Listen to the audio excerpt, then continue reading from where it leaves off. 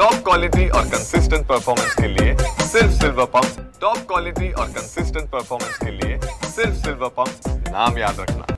18 मे 2024 रोजी मध्यरात्री घडलेल्या पोर्शे प्रकरणानं अवघा महाराष्ट्र खळबळ उडाली होती। खरं तर सध्या या घटनेला 1 वर्ष पूर्तता झालेली आहे। आपण ज्या ठिकाणी पोर्शे प्रकरण घडलं होतं त्याच घटना ठिकाणी आहोत। कल्याणीनगर भागातल्या याच ठिकाणी खरं तर हा प्रकार घडलेला होता। आज या घटनेला 1 वर्ष पूर्ण झालेलं आहे। वेदांत अग्रवाल दारूच्या नशेमध्ये भरधाव वेगाने खरं तर 2 अभियंत्यांना त्याने चिरडलेलं होतं आणि अवघा महाराष्ट्र हळहळलेला होता।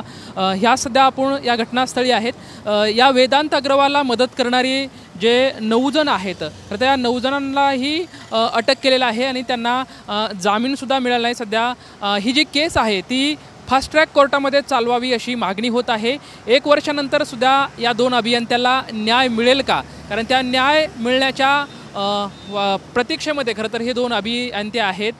बरेच जे सकाळ अनेक ज्या संघटना होत्या त्या संघटना या घटनास्थळी येऊन त्यांनी या 2 अभियंत्यांना या ठिकाणी श्रद्धांजली अर्पण केलेली होती। सध्या त्याच घटनास्थळी आपण आहोत।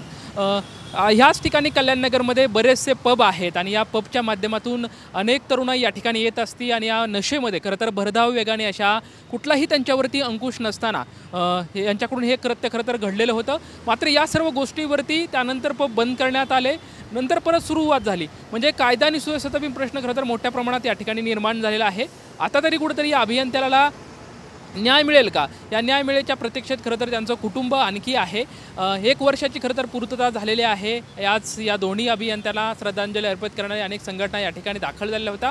मात्र आता या आरोपीवरती आणखी काही कठोरात कठोर कारवाई होत आहे हे पाहणं तितकंच उत्सुकतेचं ठरणार आहे। कॅमेरामॅन नागेश सोबत लक्ष्मण जाधव, टीव्ही 9 मराठी, पुणे।